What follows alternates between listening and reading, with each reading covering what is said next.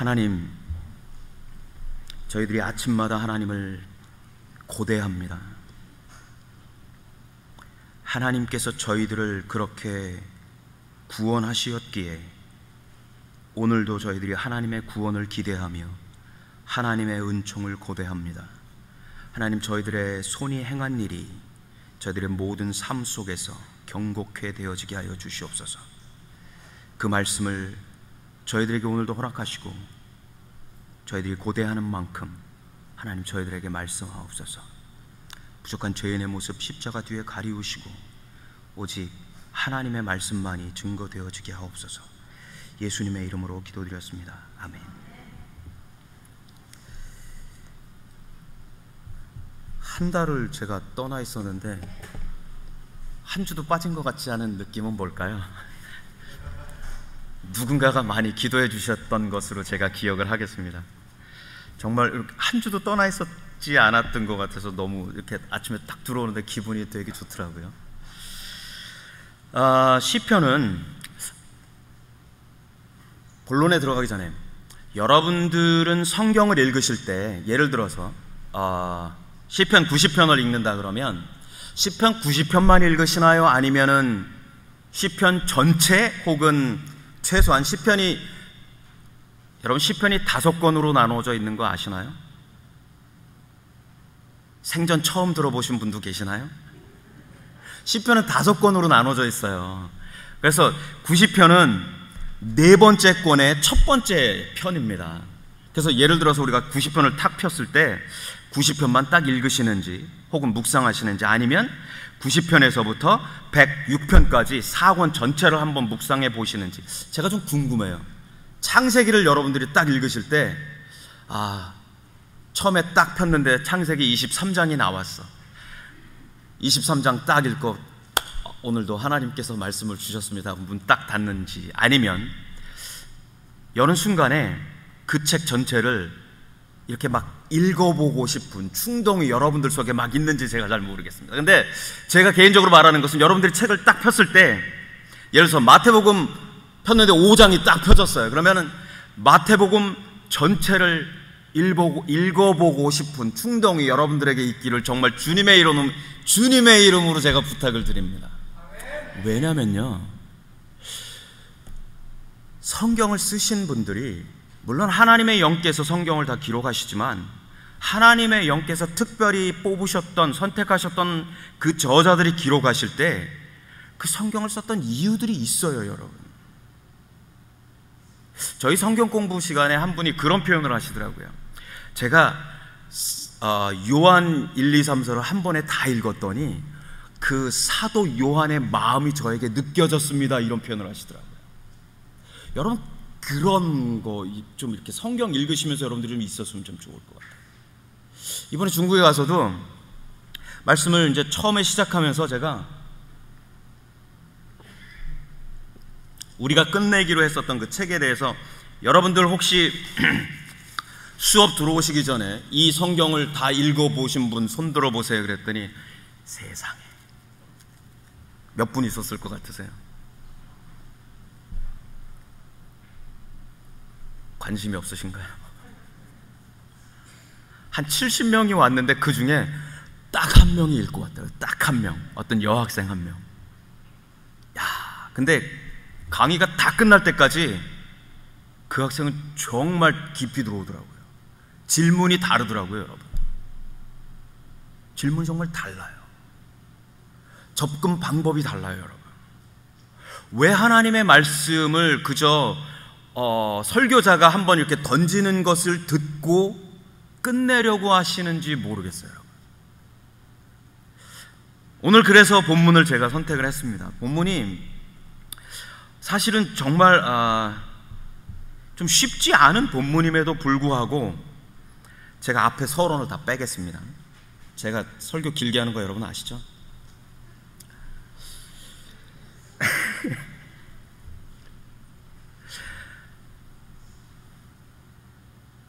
모세가 120년의 삶을 살았다라고 성경은 짧게 표현합니다.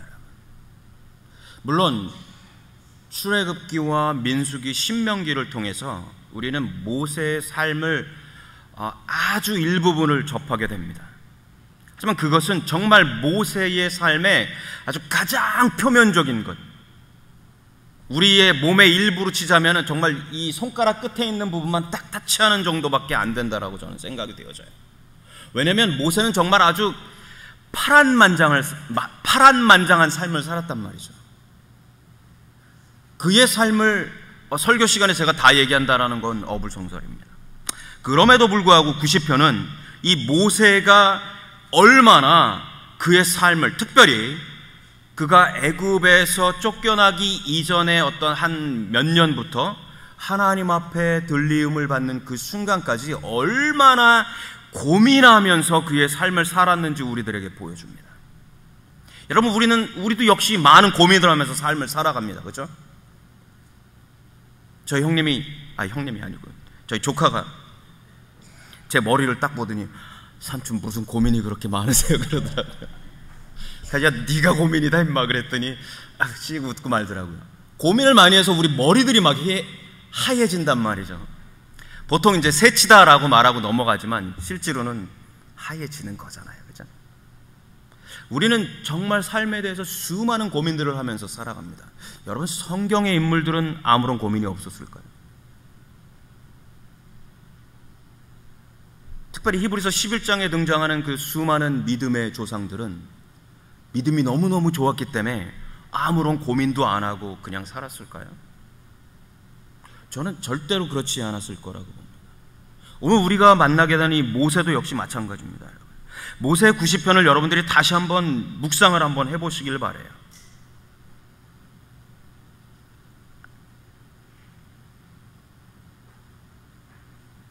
1절에서 8절은 모세의 고민이 하나님에게 가 있습니다. 하나님이 창조하셨던 그 순간부터 하나님이 그 역사를 만들어 나아가시는 그 순간들, 그 다음에 자신들의 조상들이 노예로 끌려갔던 그 순간들, 그리고 그 400년 동안에 혹은 430년 동안에 비참했던 삶들, 그리고 그 삶 속에서 하나님께서 부르셔서 홍해를 건너는 모습들을 아주 짤막하게 그려놨어요. 정말 짤막하게. 그 표현을 6절에서 이렇게 표현합니다. 푸른 아침에 꽃이 피어 자라다가 저녁에 시들어 마르나이다. 그 긴 시간을 하루아침에 피었다가 오후에 져버리는 풀같이 표현을 하고 있단 말이에요. 지금 100살이 넘어간 정말 수염이 이렇게 났을 그 할아버지 모세가 그 인생을 돌아보면서 하루에 피고 시들어버린 풀 같았다라고 자기 인생을 표현하고 있단 말이에요. 9절에서는 우리의 모든 날이 주의 분노 중에 지나가며 우리의 평생이 순식간에 다하였습니다. 이렇게 표현하고 있다고. 제가 아직 50도 안 된 사람이 이런 설교를 한다는 게 좀 이상한가요, 여러분?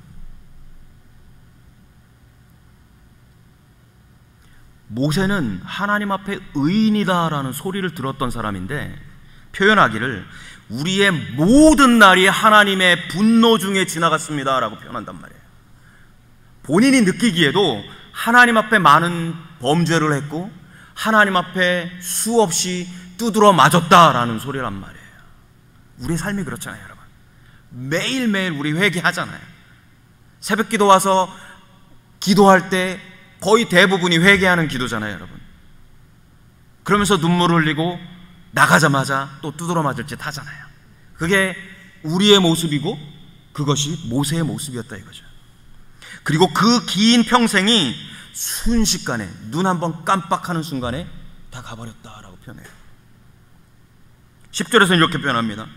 우리의 연수가 보통 70인데 혹 강건한 사람들이 80을 삽니다. 하지만 그 연수의 자랑은 수고와 슬픔뿐입니다. 이 고백을 누가 했나요, 여러분? 기억나세요? 똑같은 고백을 누가 했는데?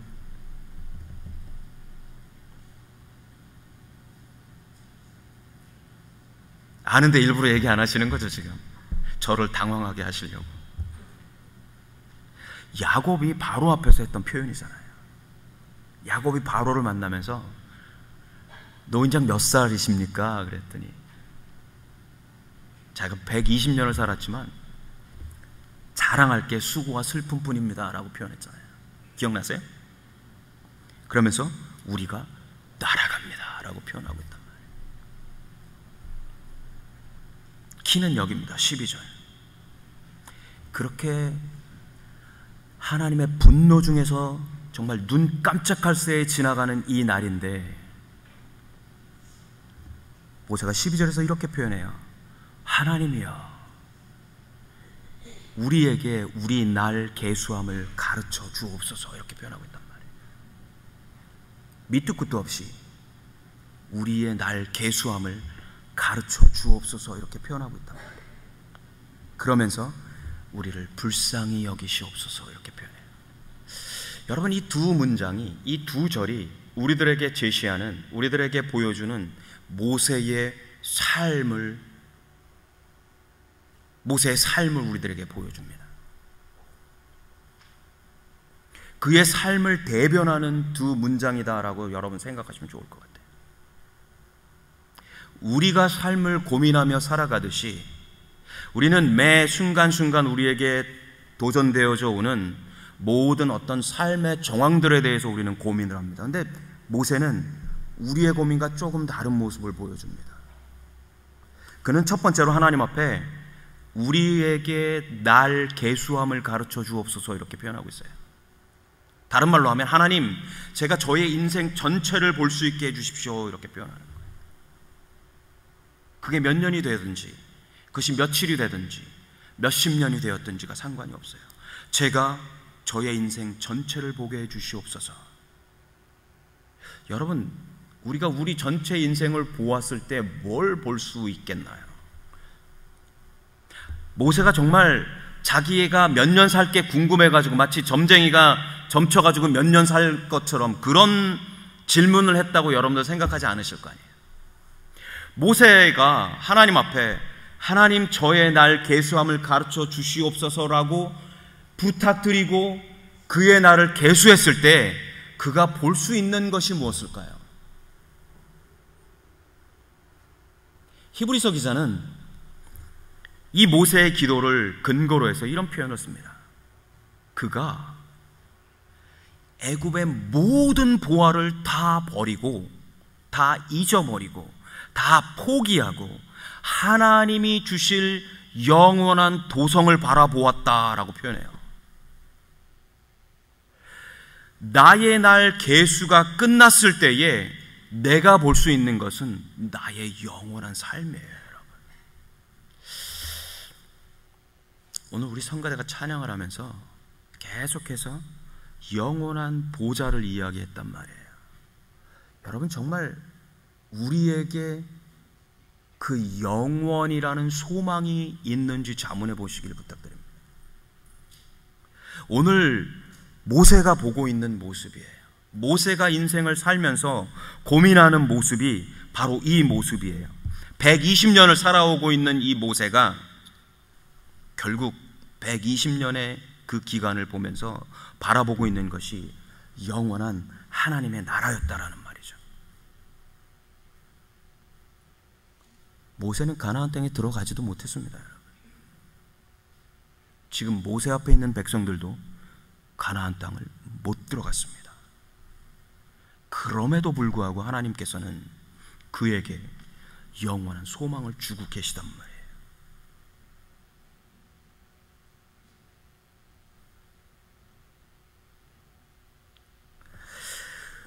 모세의 삶을 우리가 조금 돌아볼 필요가 있습니다, 여러분. 14절에 한번 보세요, 여러분. 아침에 주의 인자하심이 우리를 만족해 하사 우리를 일생 동안 즐겁고 기쁘게 하소서 이렇게 표현하고 있단 말이에요. 이 말은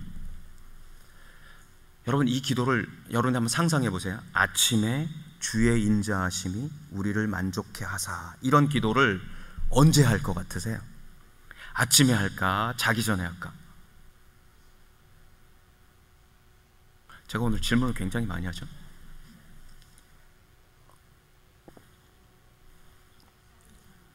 질문상 자기 전이란 말이에요.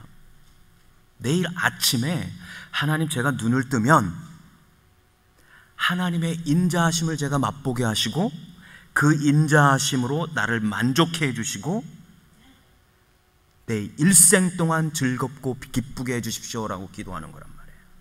아침에 눈을 딱 떴을 때 모세가 뭘 봤어요, 여러분?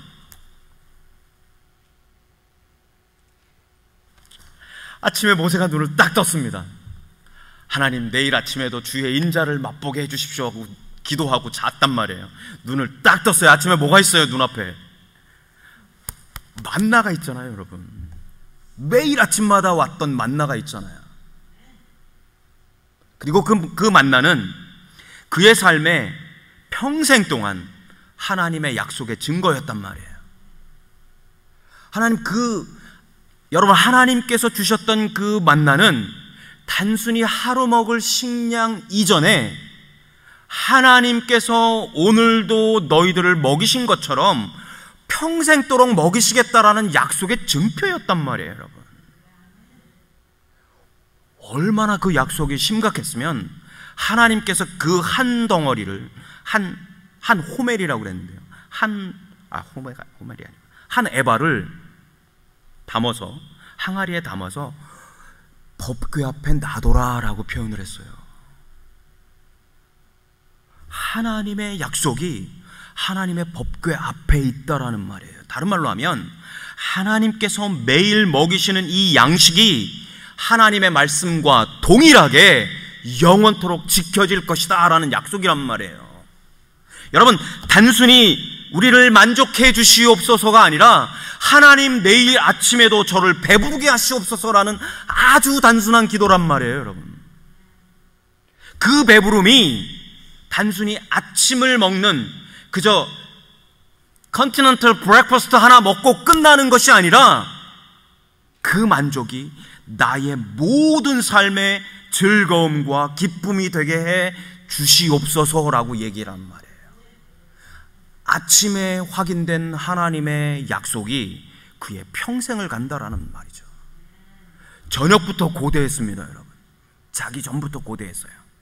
눈을 뜨자마자 그 약속이 내 앞에 보입니다.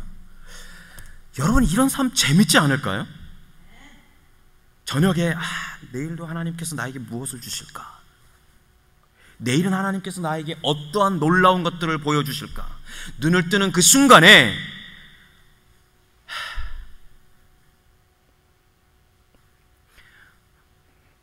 이런 말 하지 말자.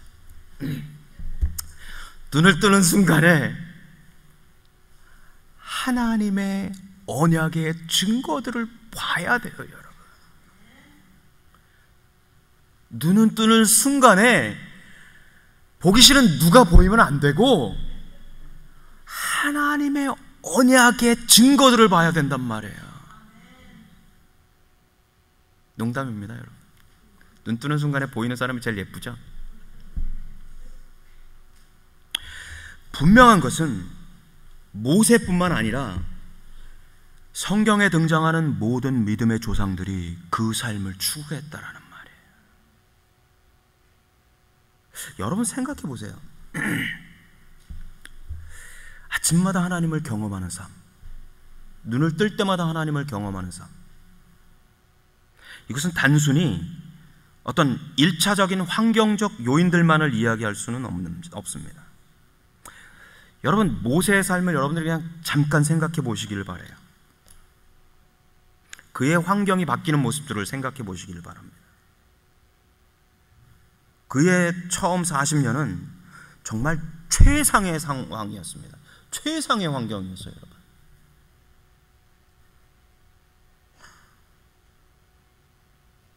절대적인 권력을, 절대적인 교육을, 최고의 교육을 받으면서 보냈단 말이에요.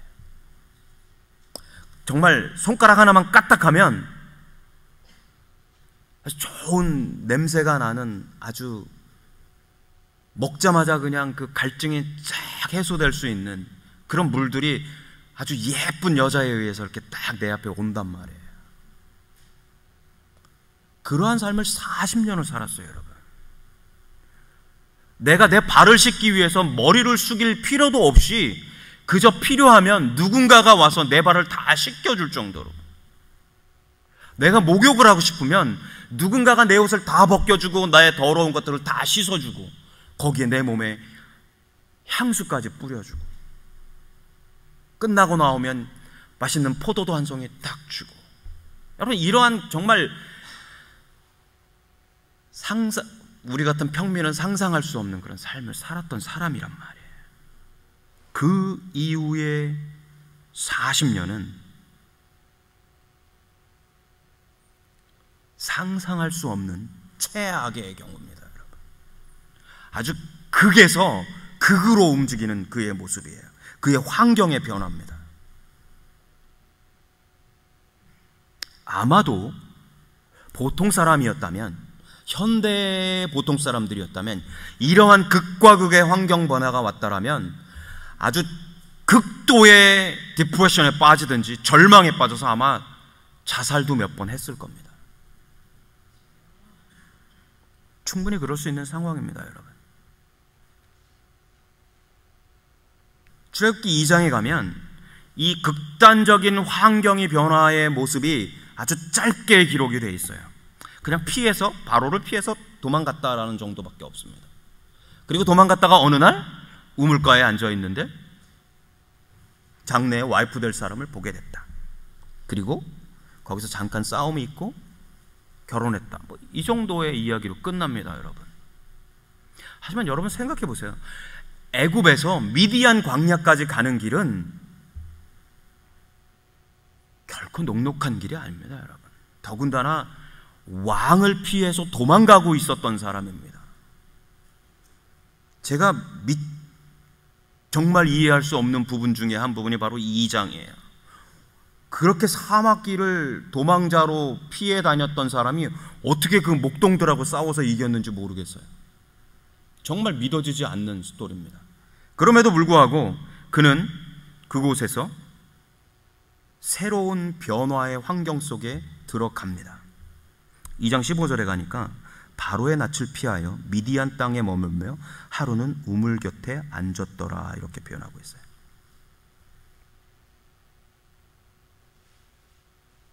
고대 근동의 이 우물은 목동들이나 혹은 나그네에게 아주 중요한 어떤 환경적인 요인입니다. 특별히 사막을 횡단하는 사람들에게 이 우물은 여러분들이 생각하는 그 오아시스라는 개념을 생각하시면 될 것 같아요. 여러분, 이 시내 광야 쪽에 있는 광야 쪽에는 오아시스들이 많지 않습니다. 특별히 이 미디안 광야로 들어가면, 이 시내반도 맨 끝으로 내려가면 그곳은 아예 물이 없어요, 여러분. 그 중에 한 군데 우물이 있고 그 주변에 조그마한 정착 마을들이 생겼던 겁니다.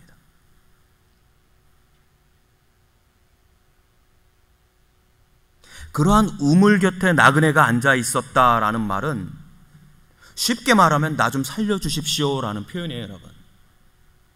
우리나라는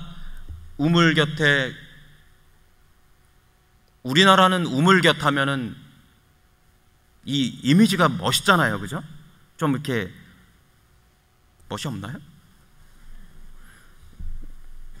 우리나라 시골의 그 우물 곁 그러면은 뭔가 이렇게 좀 썸띵도 일어나고 좀 그런 곳이잖아요, 여러분. 그렇죠, 맞죠?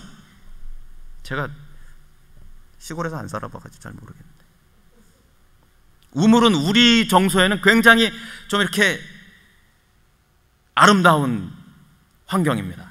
하지만 미디안 광야의 우물은 그런 곳이 아니에요, 여러분. 아주 척박한 곳에서 마지막 삶의 끝에 다다른 나그네들이 나 좀 살려주세요라고 말하면서 넘어져 있는 곳이란 말이에요. 지금 모세의 환경을 성경은 어떻게 표현하고 있냐면, 이제 죽음의 바로 앞에까지 간 사람이다라고 표현하고 있는 거란 말이에요. 그곳에서 그는 하나님의 은혜를 얻게 됩니다. 그리고 그의 중반 40년을 보내게 되는 거죠.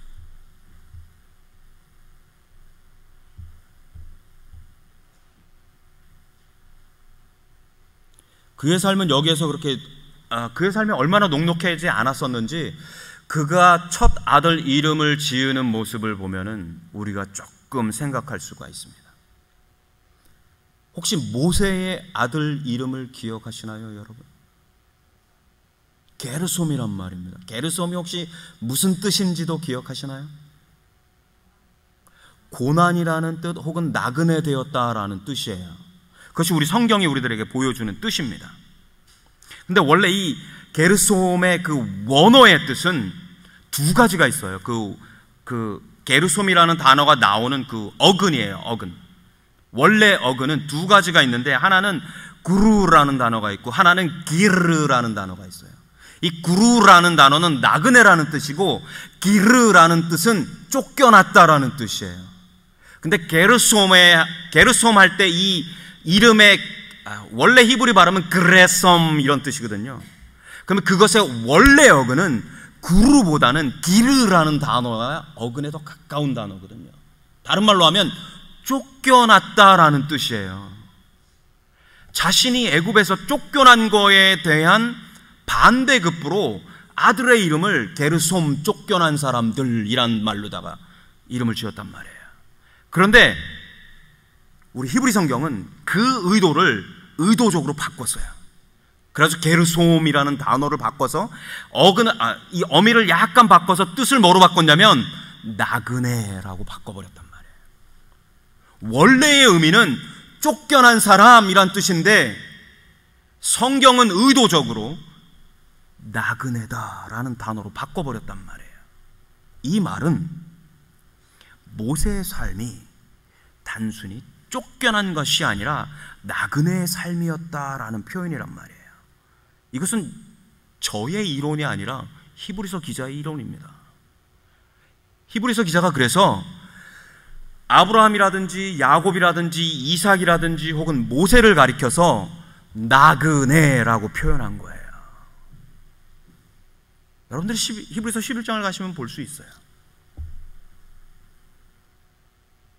외국인이었고 나그네로 살았다라고 표현하고 있단 말이에요. 즉 모세는 애굽에서 떠나서 극적인 환경의 변화를 겪으면서 아주 최악의 상황에 빠져 있지만 그 스스로를 나그네로 표현하고 있다라는 말이에요. 히브리서 기자는 그의 아들의 이름을 근거로 해서 모세의 고민을 이 사람은 그냥 쫓겨난 사람이 아니었구나. 그는 아브라함처럼 야곱처럼 이 땅을 나그네로 살아갔던 사람이구나 라고 본 겁니다.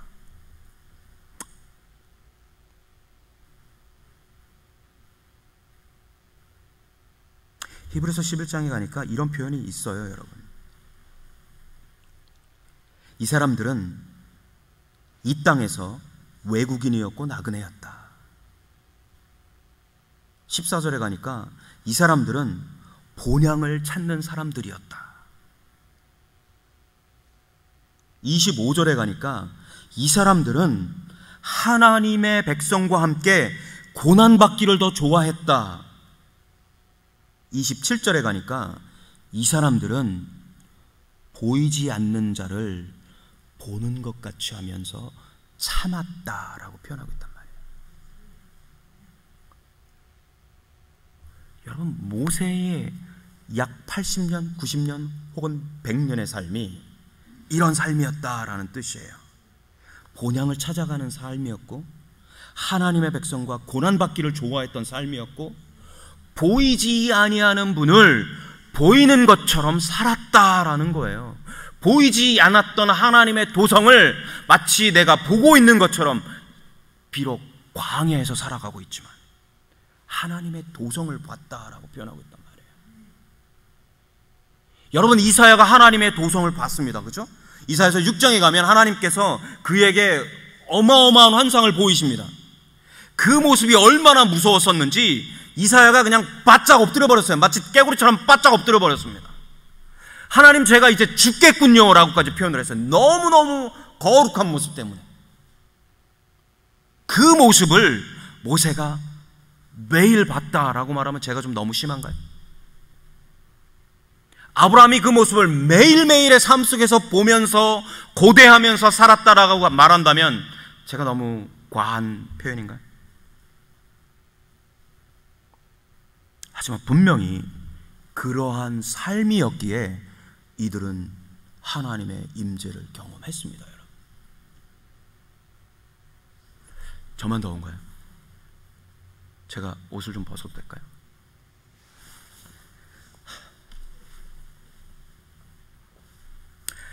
여러분,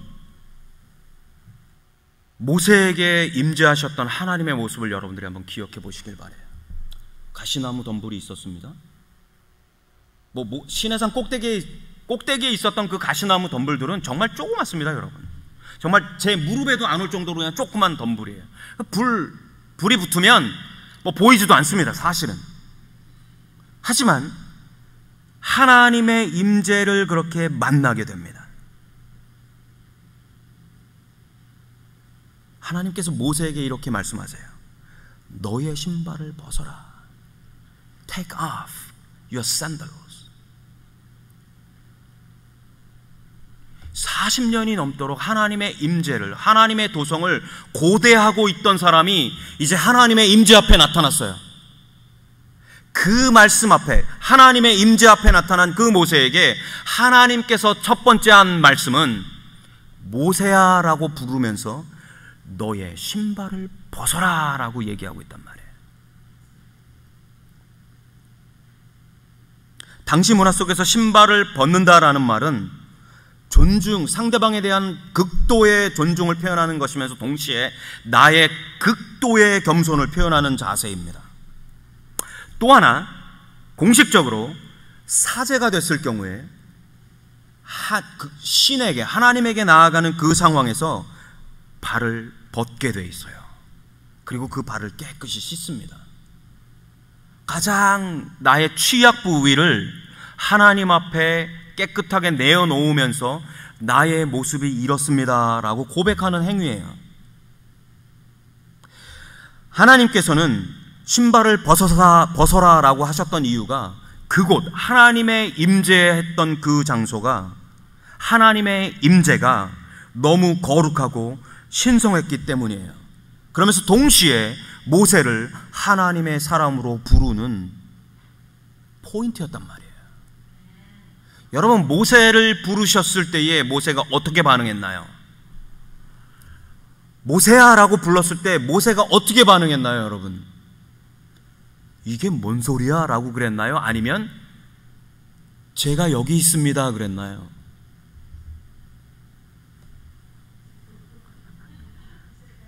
제가 여기 있습니다 그랬단 말이에요. 여러분, 히브리 말로는 히나니라는 뜻이에요. 히브리 말로 만약에 하나님께서 모세를 부르셨다라면 모시 이렇게 부르셨을 거예요.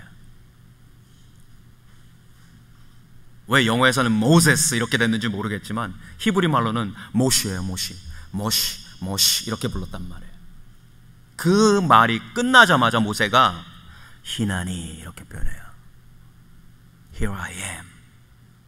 이 표현은 아무 때나 쓰는 표현이 아닙니다. 이 표현은 누군가가 나를 부를 때에 주저함 없이 그분에게 순복한다라는 뜻이에요. 누가 출석 부를 때 김도진 네 여기 왔습니다 이런 정도가 아니에요. 여러분, 아무런 거리낌 없이, 아무런 주저함 없이 의지적으로 그 부르심 앞에 내가 엎드린다라는 뜻이에요. 여러분, 그냥 맹 놓고 있던 사람 앞에 이상한 현상이 나타나고 자기 이름이 불리는 소리가 들렸을 때 나타나는 반응이 전혀 아니다라는 뜻이에요. 이 사람 모세는 하나님이 그렇게 불러주시기를 기다리고 있단 말이에요. 그 기다림이 지금 80년이에요. 여러분, 80년을 기다렸기 때문에 모세 불렀을 때 히나니 하고 곧바로 대답한 거예요. 여러분, 그의 마음이 항상 하나님 앞에 열려 있었다라는 얘기입니다. 그래서 히브리서 기자는 모세의 삶을 전혀 다른 시각으로 보고 있는 거예요. 여러분, 일반적으로 저를 포함한 우리 모두는 보이는 것, 혹은 피부에 닿는 것, 내 손에 만져지는 것, 내 입에 맞는 것, 혹은 내 귀를 기쁘게 하는 것들, 혹은 내가 직접 느끼는 어떤 통증, 혹은 내게 오는 어떤 직접적인 불이익, 혹은 내게로 직접적으로 오는 어떤 외부적인 압력, 내 눈에 보이는 어떤 차별들, 또 내 귀에 들리는 어떤 불쾌한 소리들, 그것은 단순한 어떤 사운드가 아니라 나로 기분 상하게 하는 어떤 불쾌한 소리들을 말하는 겁니다. 혹은 내 마음에 불편한 것들, 이런 거 정말 싫어하잖아요, 여러분. 어떤 경우에는 그러한 것들을 두려워하기도 한단 말이죠. 아니요, 사실은 많이 두려워합니다. 눈에 보이는 것들, 나를 누르는 것들을 우리는 정말 두려워합니다, 여러분. 그죠?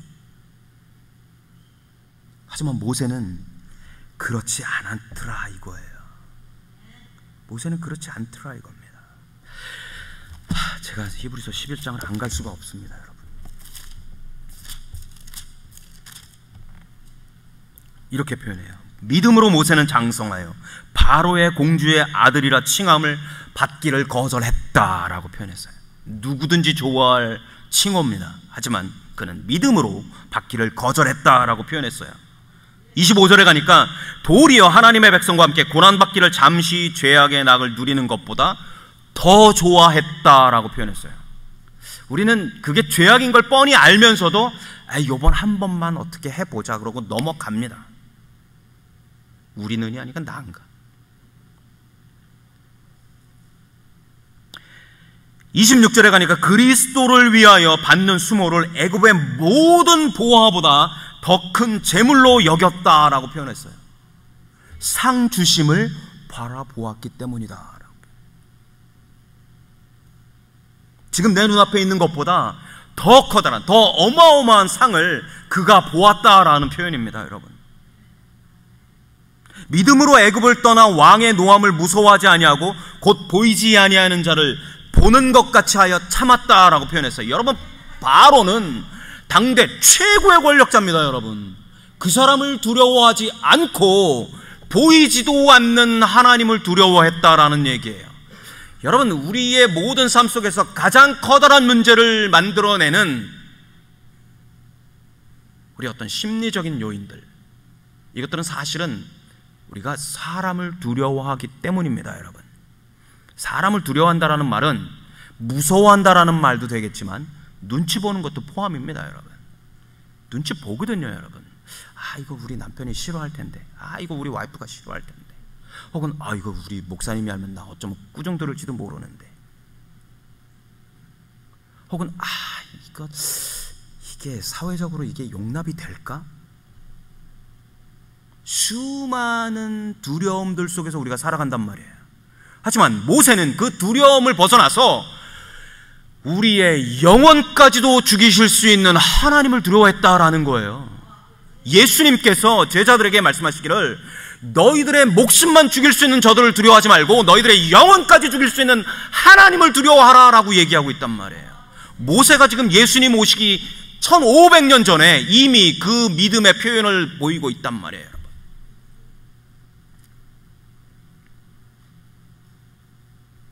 28절에서는 믿음으로 유월절과 피 뿌리는 예식을 정하였으니 이는 장자를 멸하는 자로 그들을 건드리지 않게 한 것이며, 하나님께서 생명을 주관하시는 것을 인정하면서 유월절 의식을 만들었는데 그 만든 이유가 자신들의 장자들을 지키기 위해서였다라고 표현하고 있단 말이에요. 다른 말로 하면 자신의 후손들을 지키기 위함이었다라고 표현해요. 하나님께서 자신의 후손들을 지키실 수도 있고 죽이실 수도 있는 분이다라는 것을 인정하고 있다라는 얘기입니다. 여러분, 그것이 믿음이에요, 여러분. 하나님께서 나뿐만 아니라 내 자손들까지도 다스리신다라는 것이 믿음의 가장 궁극적인 모습이었단 말이죠. 그러니까 그런 믿음이 있었기 때문에 믿음으로 그들은 홍해를 육지같이 건넜다라고 표현하는 겁니다. 여러분, 히브리서 기자의 어떤 시각이 다르지 않나요? 단순히 공주의 아들로 자랐던 귀족 혹은 양자였던 모세가 또 미디안 강에서 조금 고생하다가 홍해를 건너고 그 정도에서 끝나지 않더란 말입니다. 여러분, 그가 평생 동안에 얼마나 하나님 앞에서 고민하고 하나님을 고대하고 하나님을 기대하고 하나님의 임재를 체험하고 싶어 했던 사람이었는지를 히브리서 기자가 아주 녹록지 않게 얘기하고 있다는 말입니다. What about me? 우리는 하나님의 임재를 위해서 얼마나 고민하느냐 이거죠, 제 말은. 이게 사실은 오늘 설교의 주제입니다. 우리는 어떤 하나님을 기대하고 있느냐 말이죠. 매일매일의 삶 속에서 나를 지배하고 다스리시고 인도하실, 구원하실 하나님을 기대하고 있냐 이거죠. 이번 선교 방문 동안에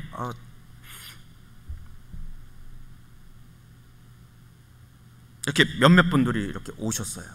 수업 다 끝나고도 그렇고 또 한국에서 청년들 집회를 갔는데 이제 몇몇 분들이 오셨어요. 본인들 스스로 오신 분들도 있고 또 가족들에 의해서 이렇게 같이 인도되어서 오셨던 분들도 있고 또는 그 목사님이 이렇게 데리고 오신 분들도 있었어요. 근데 이분들이 이번엔 이상하게 그 중독자들을 제가 많이 만나게 됐습니다. 뭡니까 이거? 그 뭐죠? 도박에 중독된 분들, 그다음에 알코올 중독자 분도 계셨고, 그다음에 마약 중독자도 계셨어요. 이상하게 이번에는 중독자분들이 밤에 많이 찾아오셨어요. 한국에도 이 중독이 만만치 않더라고요. 이분들이 찾아오시면서 저에게 기도를 해달라고 그러면서 이제 오시는 거예요.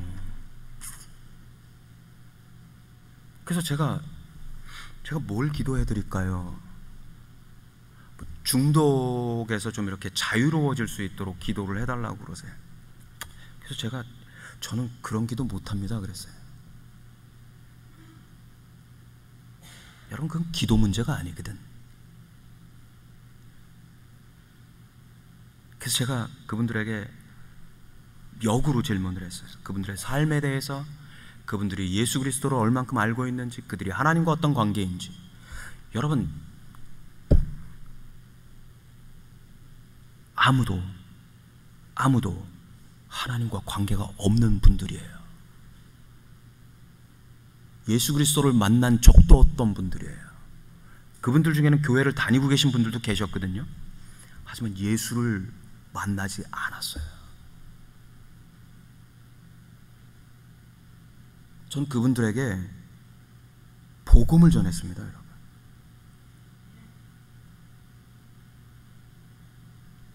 그들을 중독으로부터 이길 수 있게 하는 분은 하나님이시지 제가 아니란 말이에요.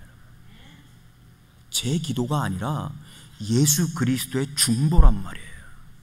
포인트가 달라요, 여러분. 예수 그리스도께서 열어놓으신 은혜의 보좌 앞으로 나아가야지 그들의 삶이 바뀐단 말이에요, 여러분.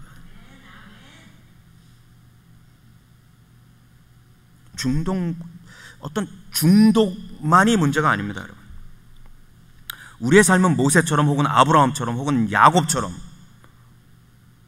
혹은 다른 믿음의 조상들처럼 외국인의 삶이라는 것을 받아들이셔야 된다라는 얘기예요. 그것을 받아들이지 않았을 때 우리들의 이 땅에서의 정체성은 가짜입니다. Something wrong. 여러분, 제가 부대에 들어가려면 제 밀리터리 아이디를 보여줘야지 들어가야. 거기다가 제가 우리 학교 학생증 보여줘봤자 저 안 들여보내줍니다, 여러분. 전혀 다른 아이디란 말이에요. What is my identity?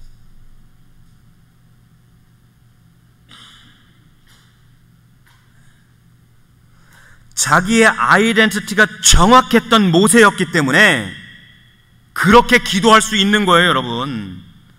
아침에 주의 인자하심이 우리를 만족하게 하소서라고 기도할 수 있는 거란 말이에요. 하나님하고 아무런 관계도 없는 사람이 이런 기도하면은 여러분 절대로 그 기도는 이루어지지 않습니다. I'm sorry. 그러한 기도를 할 수 있었던 사람이었기 때문에 하나님이여 나에게 주의 영광을 보이시옵소서라고 기도할 수 있는 겁니다.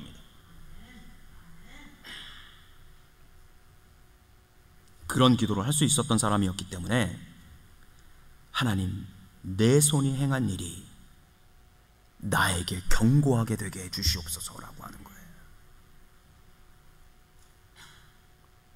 내가 아무리 노력을 해도 내 손이 한 일이 나에게 견고하게 되려면 하나님의 손길이 있어야 됩니다, 여러분. 여러분 그런 너무 많이 보시잖아요.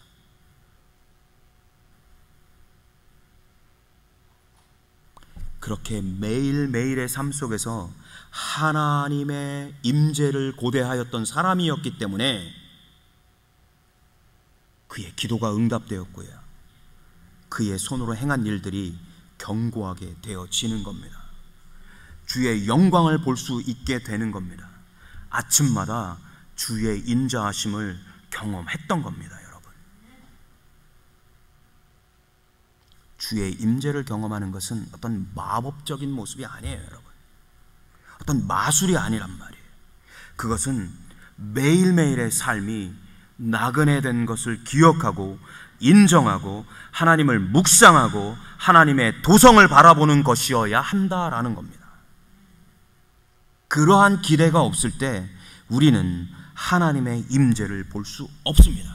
여러분, 내가 죄인이어서가 아니라 하나님이 구원의 하나님이시기 때문에 우리가 하나님을 보는 겁니다, 여러분. 제가 이번에 저하고 같이 만났던 그분들에게 동일하게 드렸던 말씀이 있어요.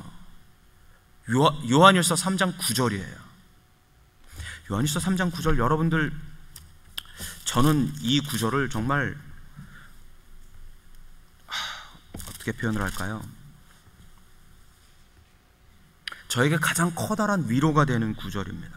하나님께로부터 난 자마다 죄를 짓지 아니하나니 이는 하나님의 씨가 그의 속에 거하며 그도 범죄하지 못하는 것은 하나님께로 났음이라, 이렇게 표현하고 있어요. 여러분들이 이 구절을 어느 정도로 이해하고 마음으로 받아들이시는지 모르겠습니다. 하지만 이 구절은 너무너무 중요한 구절입니다, 우리들에게 있어서. 하나님께로부터 난 자마다 죄를 짓지 않는다라고 표현하고 있어요. 여기서 죄를 짓지 않는다, 이 말은 똑같은 죄악을, 제가 이것을 몇 번 얘기한 것 같아요. 똑같은 죄악을 자기의 의지적으로 계속해서 반복적으로 짓지 않는다라는 뜻이에요. 왜? 하나님의 씨가 그 속에 있기 때문에. 하나님의 씨가 싸운단 말이에요. 똑같은 죄악에 내가 당면했을 때에 하나님의 씨앗이 싸운단 말이에요. 그래서 내가 의지적으로 그것을 못하게 한단 말이에요. 내가 그것을 계속적으로 반복적으로 못하게 막으신단 말이에요. 반면에 내가 똑같은 죄악을 반복적으로 의지적으로 하고 있다라면 하나님의 씨앗이 내 속에 없다라는 말과 동일한 얘기입니다. 내가 하나님에게서 나지 않았다는 말과 동일합니까? 감사하게도 이 말을, 이 구절을 받은 분들이 회개를 하시더라고요. 회개하니까 예수 그리스도의 복음을 받아들이시더라고요. 그러면 시작이 된 겁니다, 여러분. 하나님의 치유가 시작이 되는 겁니다. 그리고 그들은 하나님의 임재를 경험하게 될 것입니다, 어느 날. 그것이 모세가 우리 날 계수함을 가르치소서라고 기도했던 이유입니다, 여러분. 단순히 내가 언제 죽을까요, 하나님? 이걸 물어본 것이 아니라 내가 하나님 앞에서 어떻게 살아갈까요? 이 땅에서 나그네로 어떻게 살아갈까요? 그리고 하나님께서 주신 그 영원한 도성을 내가 어떻게 나아갈까요? 라고 묻는 그런 질문이었단 말이에요. 우리의 날을 계수하면 결국 우리가 깨닫는 것은 영원하신 하나님과 영원한 삶에 대한 소망입니다. 믿음의 조상들이 그 소망을 발견했고요, 오늘 모세는 그것이 참 지혜의 길이다 라고 표현하고 있어요. 믿음의 조상들이 이 지혜로 세상에서 비굴하고 가난하고 보잘것없고 무기력하게 살았다고 생각하십니까, 여러분? 그렇지 않습니다. 이 지혜로 그들은 더욱더 풍요로운 삶을 살았습니다. 더 큰 자유를 가졌고요, 더 넓은 삶의 여유를 누렸던 사람들입니다, 여러분.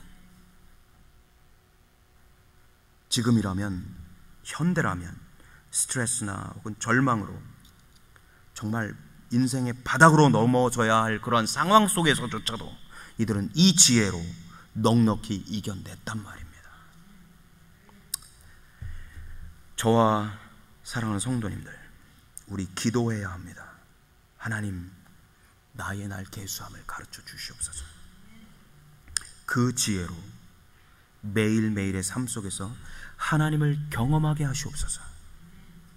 그 경험 속에서 내 손이 한 일이 견고하게 되게 해 주시옵소서. 이렇게 기도해야 합니다. 기도하겠습니다. 하나님, 저희들이 이 땅의 나그네됨을 고백합니다. 저희가 이 땅을 살아가지만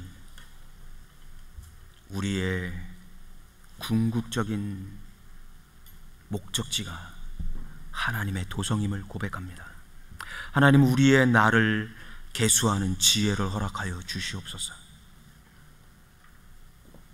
그리고 그 속에서 하나님의 지혜를 얻게 하시고 그 하나님의 지혜로 이 땅을 살아가게 하시옵소서. 이 땅에서 하나님께서 허락하시는 것들을 누리게 하시고 그 무엇보다도 예수 그리스도 안에서 영원한 하나님의 도성을 바라보게 하여 주시옵소서.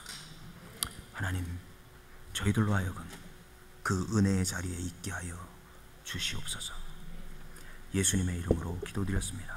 아멘.